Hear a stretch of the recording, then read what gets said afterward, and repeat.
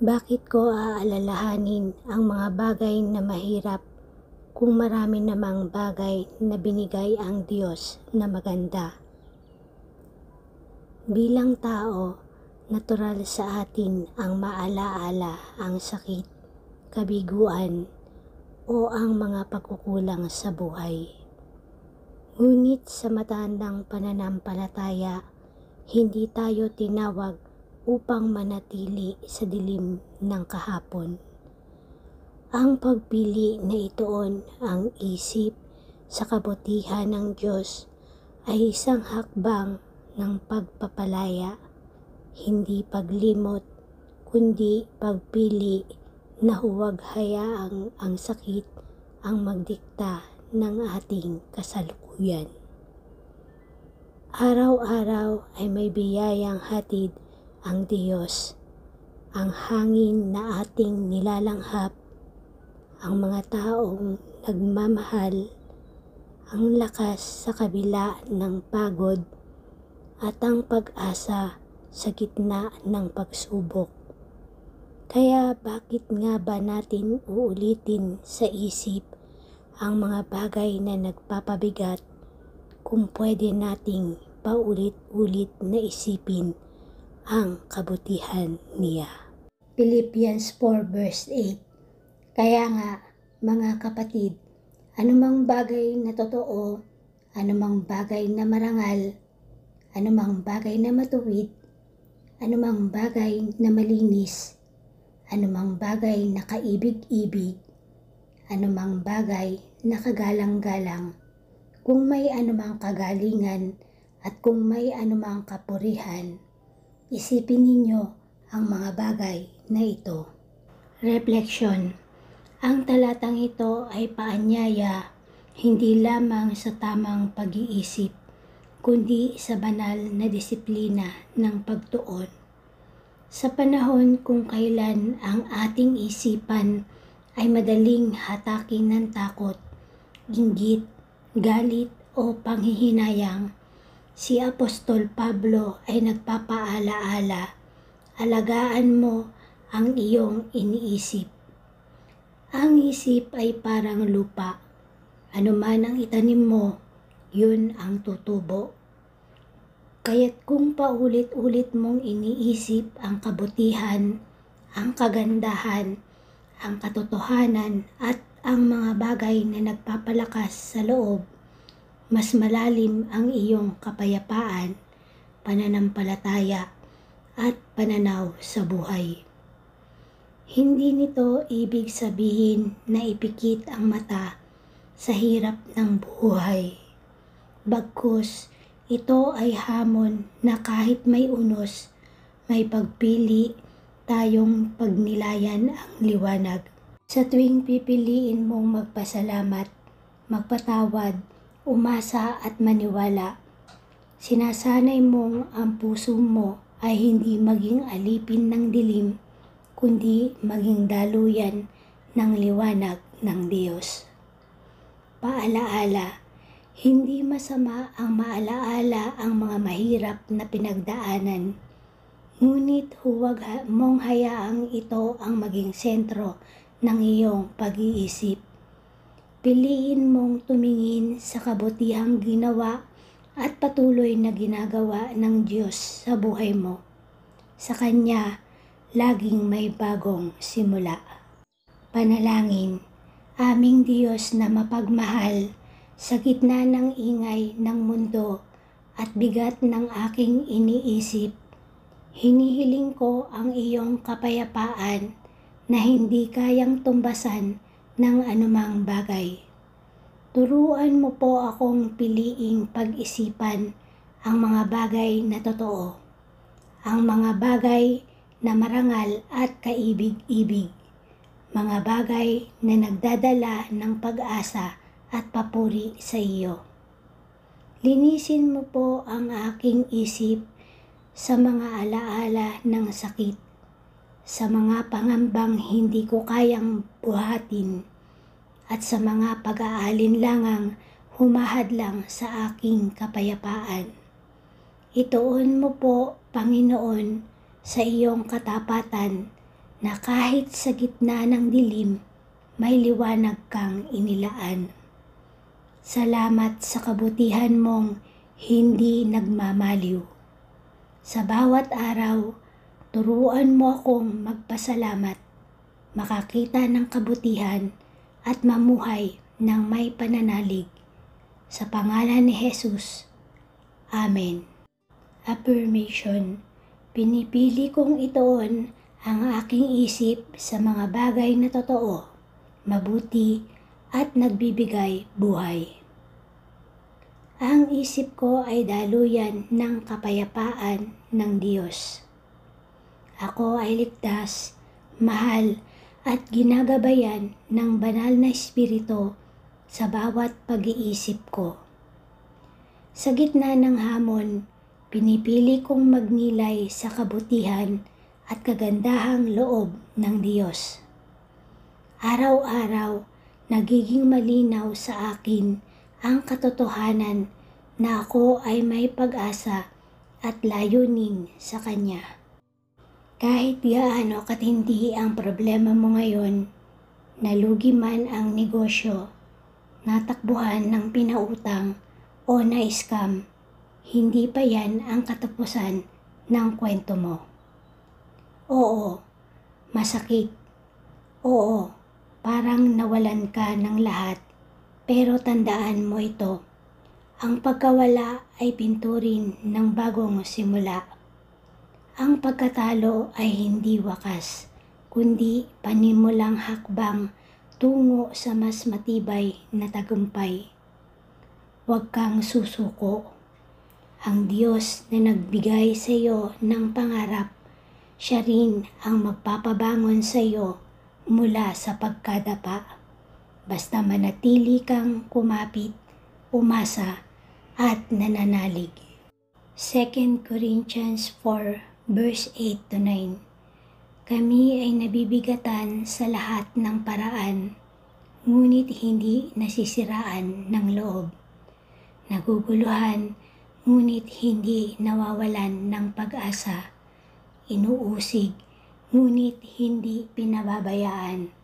Ibinabagsak, ngunit hindi pinapatay. Reflection. Ang buhay ay puno ng hindi inaasahang dagok. Pagkalugi, pagkakanulo, pagkawala ng tiwala, at minsan, pagkawala ng direksyon. Minsan, pakiramdam natin ay parang gumuho na ang mundo. Ngunit sa talatang ito, ipinapaalala ni Pablo na ang pagkabigo ay hindi ang katapusan. Hindi niya itinanggi ang hirap. Nabibigatan, naguguluhan, inuusig, ibinabagsak. Lahat ng ito ay totoo at bahagi ng realidad. Ngunit ang pinakamatinding mensahe ay nasa mga kasunod na salita. Hindi nasisiraan ng loob, sapagkat ang ating lakas ay hindi lang galing sa sarili, kundi sa Diyos. Hindi nawawalan ng pag-asa dahil ang pag-asa natin ay nakaangkla hindi sa sitwasyon, kundi sa Kanyang pangako. Hindi pinababayaan, sapagkat kahit sa gitna ng unos, kasama natin ang Diyos. Hindi pinapatay, sapagkat ang Espiritu ng Diyos sa atin ay buhay na nagbibigay sigla sa ating kalooban. Ito ay paalaala na kahit tayo ay nadapa, hindi tayo tuluyang mawawala, sapagkat may Diyos na tumitindig para sa atin. Hamon at paanyaya. Kapag naramdaman mong wala nang natira, ito ang panahon na makita mong sapat si Kristo. Sa bawat pagkakalugmok, sa bawat luha, sa bawat pagkabigo, may layunin.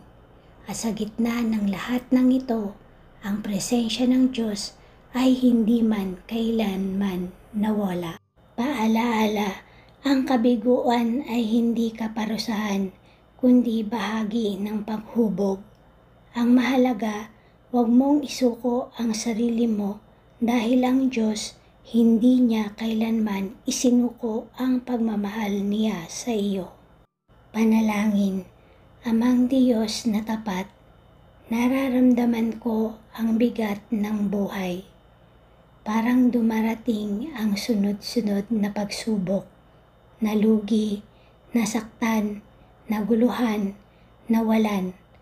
Pero sa kabila ng lahat, Panginoon, naririnig ko ang tinig mo sa puso ko na nagsasabing, "Anak, hindi pa ito ang wakas." Kahit ako'y nabibigatan, hindi mo ako pinababayaan. Kahit ako'y nadapa, alam kong may dahilan ka kung bakit ako kailangang bumangon muli. Turuan mo akong magtiwala, hindi sa sitwasyon ko, kundi sa pangako mo. Punan mo ng pag-asa ang puso kong pagod, at palitan mo ng lakas ang aking panghihina. Salamat, O Diyos, sapagkat kahit ako ay ibinabagsak ng mundo, hindi mo ako kailanman pinapatay sa loob. Bagkus, binubuhay mo akong muli sa pag-asa. Sa pangalan ni Jesus. Amen. Affirmation. Ako ay maaaring nabibigatan, ngunit hindi ako susuko. Ako ay maaaring nalilito, ngunit pinipili kong magtiwala sa Diyos. Ako ay maaaring nadapa, ngunit hindi ako tuluyang babagsak. Ang Diyos ay hindi ako pinababayaan.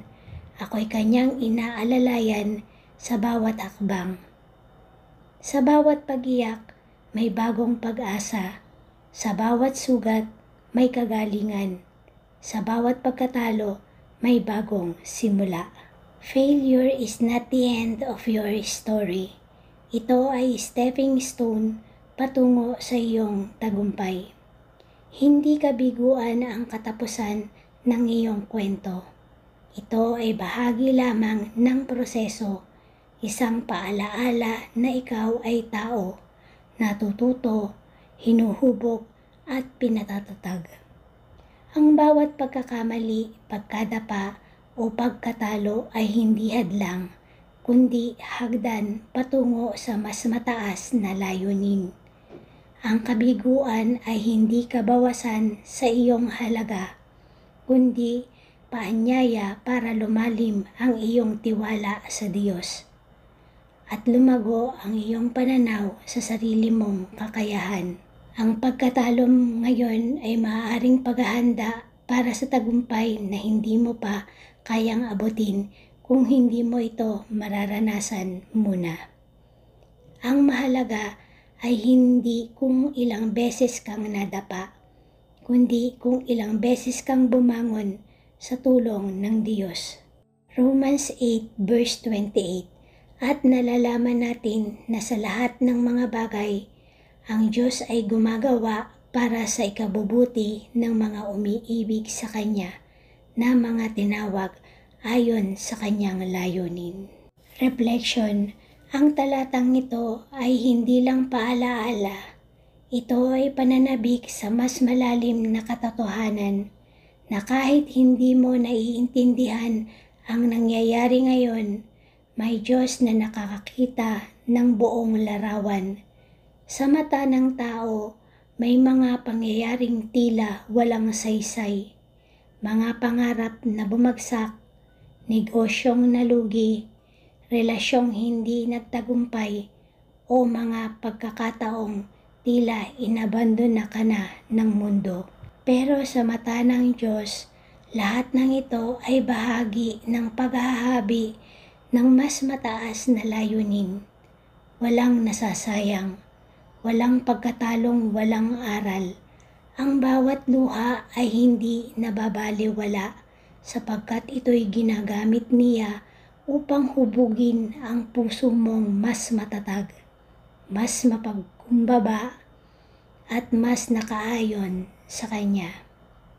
Ang ikabubuti na itinutukoy dito ay hindi lang materyal na tagumpay, kundi paglago ng pananampalataya, pagbubuo ng pagkatao at paglalapit sa layunin niya para sa iyo. Sa panahon ng kabiguan, hindi mo kailangang makita agad ang silbi ng lahat. Ang mahalaga, manalig ka na may ginagawa ang Diyos kahit hindi mo pa ito nakikita. Dahil ang kabiguan ngayon ay maaaring landas patungo sa tagumpay na mas matibay at mas makadiyos kaysa sa inaakala mo. Paalaala, kung ikaw ay nabigo ngayon, alalahanin mo, hindi ito ang dulo, ito ay direksyon. Hindi ito kapahamakan, ito ay pagpapanday.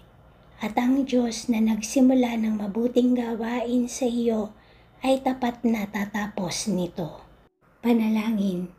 Aming Diyos na makapangyarihan, salamat po sa paalaala na lahat ng bagay, maging masakit, magulo o hindi ko maunawaan, ay ginagamit mo para sa aking ikabubuti. Kahit hindi malinaw sa ngayon, alam kong may ginagawa kang mabuti sa likod ng lahat ng ito. Turuan mo akong magtiwala, hindi lamang kapag maganda ang nangyayari, kundi lalo na kapag wala akong nakikitang dahilan. Sa gitna ng kabiguan, kabigatan at pagkalito, ipaalaala mo sa akin na may layunin ka at hindi mo ako iiwan sa gitna ng proseso.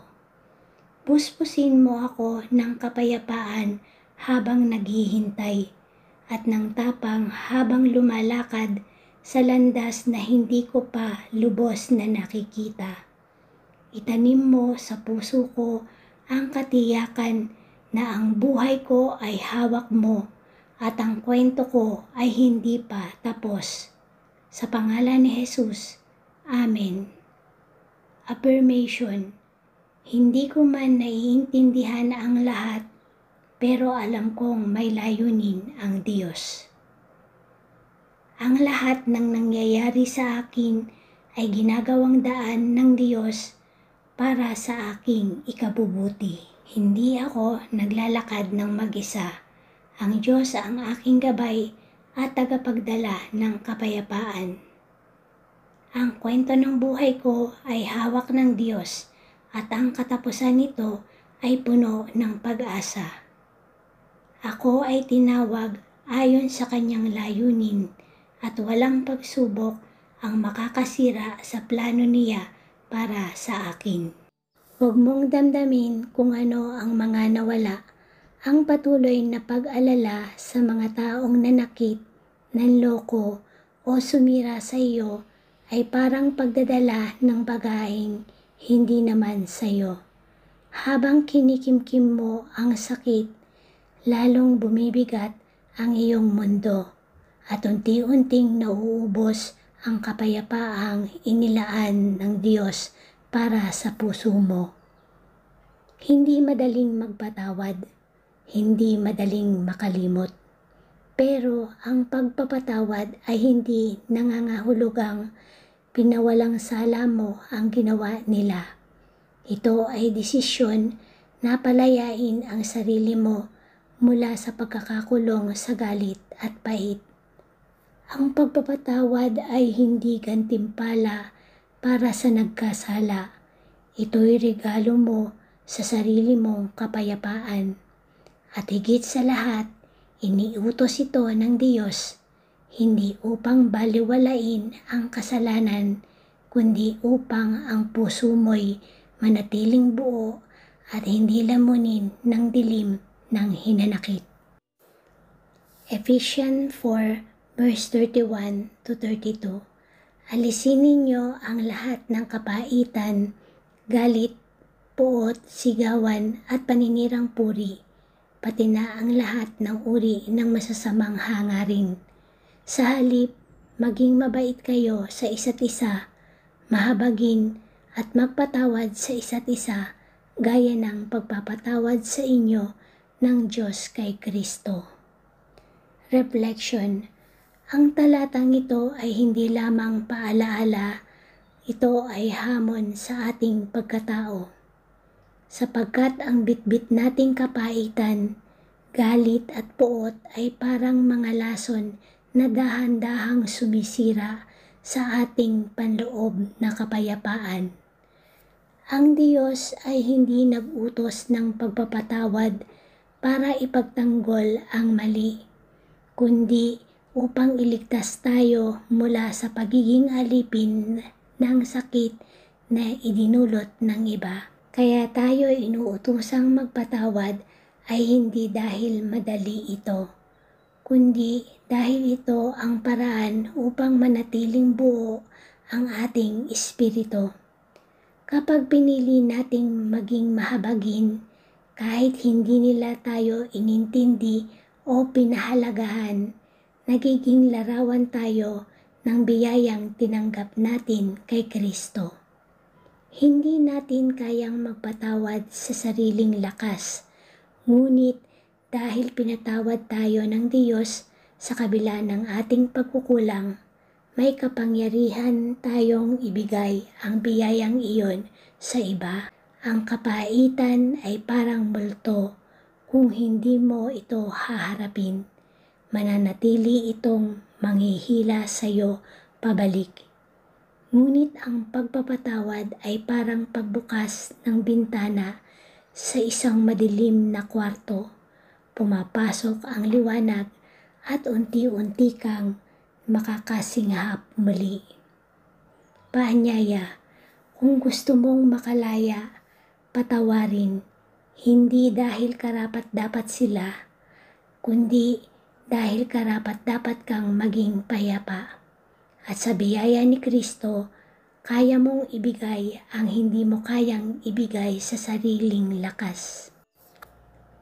Panalangin. Amang Diyos na mapagmahal, dumarating po sa akin ang mga sugat mula sa mga taong nagdulot ng sakit at pagkabigo. Nararamdaman ko ang bigat ng kapaitan, galit at puot na unti-unting kumakain sa aking puso. Panginoon, tulungan mo akong alisin ang mga ito sa aking kalooban. Huwag akong hayaang maging alipin ng galit na ito na pumipigil sa aking pag-unlad at kapayapaan. Turuan mo akong maging mahabagin tulad ng pagpapatawad mo sa akin kay Kristo. Bigyan mo ako ng lakas na magbitaw, magpatawad at magmahal kahit sa mga nagkasala sa akin. Ipuno mo ang aking puso ng kapayapaan na nagmumula sa iyo, ang kapayapaan na hindi kayang agawin ng mundo.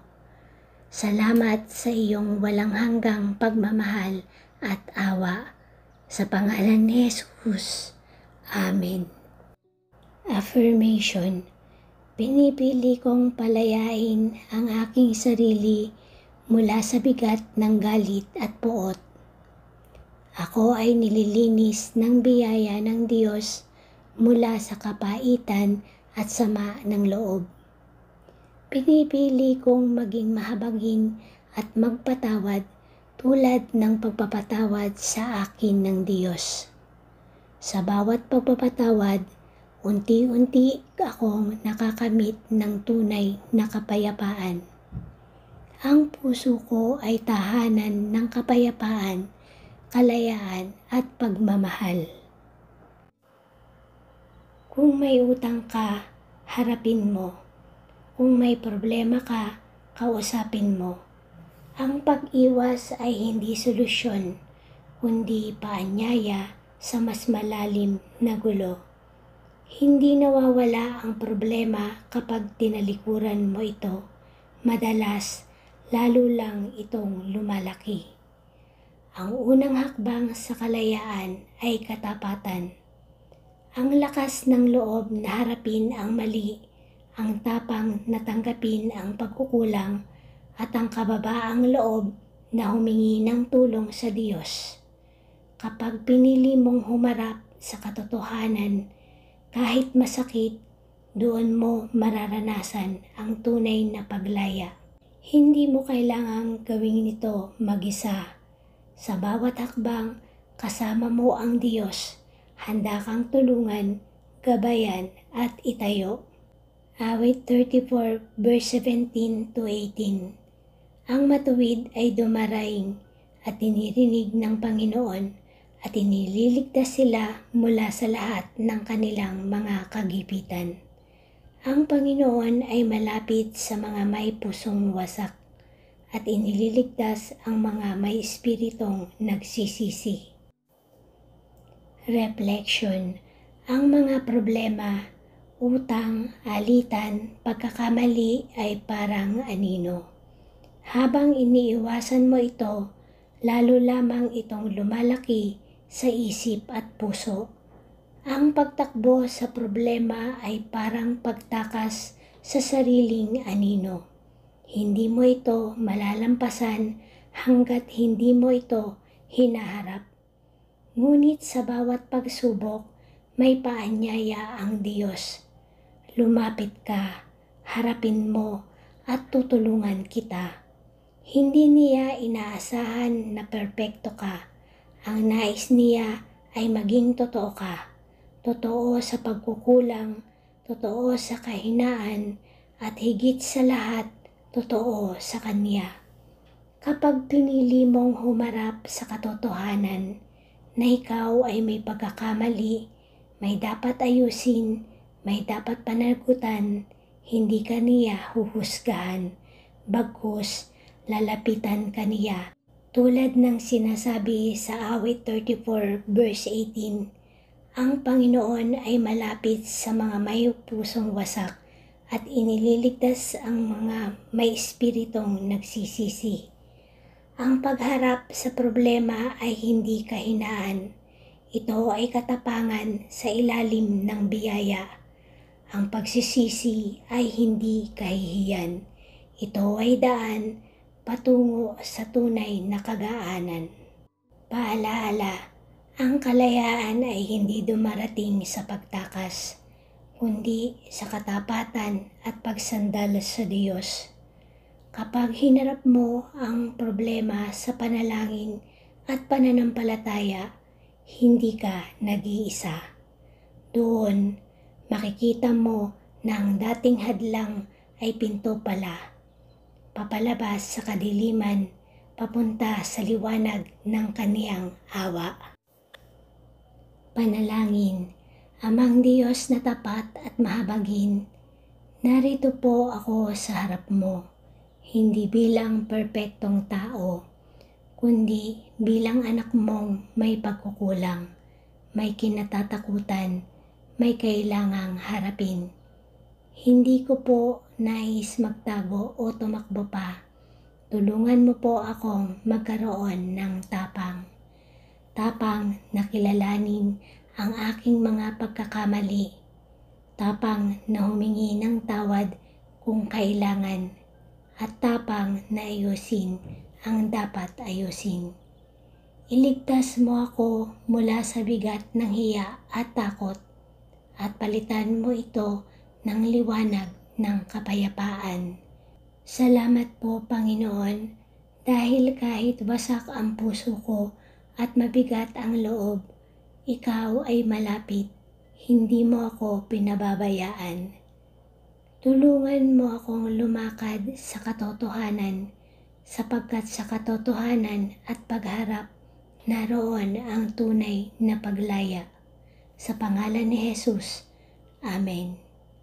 Affirmation, hindi ako magtatago sa problema. Sa tulong ng Diyos, haharapin ko ito ng may katapangan. Ang katapatan ay hakbang tungo sa kaginhawaan at ako'y nilalakaran ito ng may pananampalataya. Hindi ako nag-iisa, kasama ko ang Diyos sa bawat hakbang ng pagharap at pagbangon. Kahit ako'y nagkamali, may bagong simula sa ilalim ng biyaya ng Panginoon. Ang puso kong minsang wasak ay pinapalakas, inaayos at pinapalaya ng Diyos araw-araw.